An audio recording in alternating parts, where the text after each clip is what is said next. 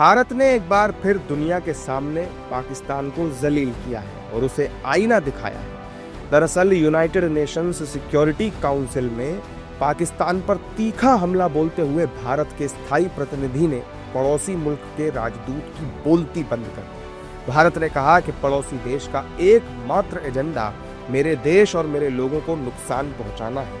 United Nations में भारत के permanent representative Parvathaneni Harish ने ऑपरेशन सिंदूर के बारे में इस्लामाबाद के झूठे और अपने फायदे वाले बयान पर भी सवाल उठाए। India's actions were measured, non-escalatory and responsible, and focused on dismantling the terrorist infrastructure and disabling terrorists.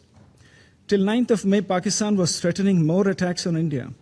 But on the 10th of May, the Pakistani military called our military directly and pleaded for a cessation to the fighting. The destruction caused to multiple Pakistani air bases by the Indian operation, including images of destroyed runways and burnt-out hangars, are in the public domain.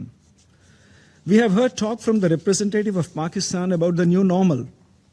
Let me reiterate again that terrorism can never be normalized as Pakistan wishes to do.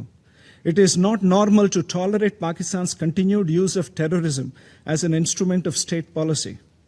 This hallowed chamber cannot become a forum for Pakistan to legitimize terrorism.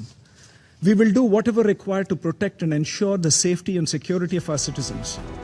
UN में पाक की बेइज्जती पर भारत में राजनीतिक प्रतिक्रियाएं भी आ रही हैं। बीजेपी कह रही है कि पाकिस्तान कभी नहीं चाहता कि भारत में शांति हो। देखिए, पाकिस्तान एक रोग स्टेट है और पाकिस्तान को डेमोक्रेटिक वैल्यू से कोई पता भी नहीं है। वहाँ अगर डेमोक्रेसी भी होती है तो वहाँ पर सेना का ही कंट्रोल होता है।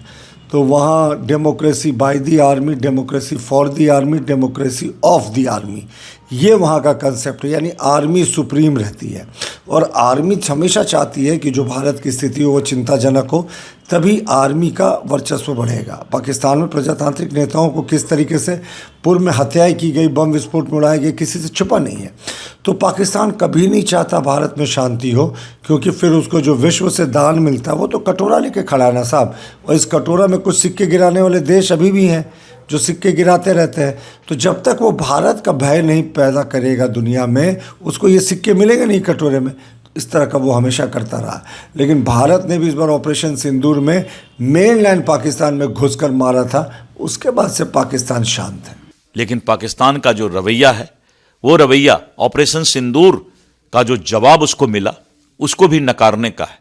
और उससे भी दुखद बात यह है कि इसी देश के नेता कांग्रेसी लोग अपने ही सुरक्षा एजेंसी पर सवाल उठाए थे।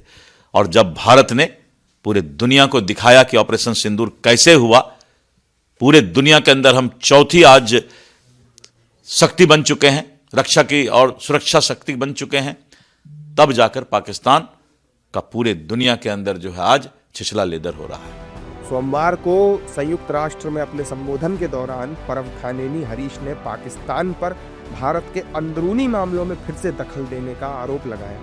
उन्होंने कहा कि जम्मू कश्मीर केंद्र शासित प्रदेश भारत का एक अभिन्न और अविभाज्य हिस्सा रहा है और हमेशा रहेगा।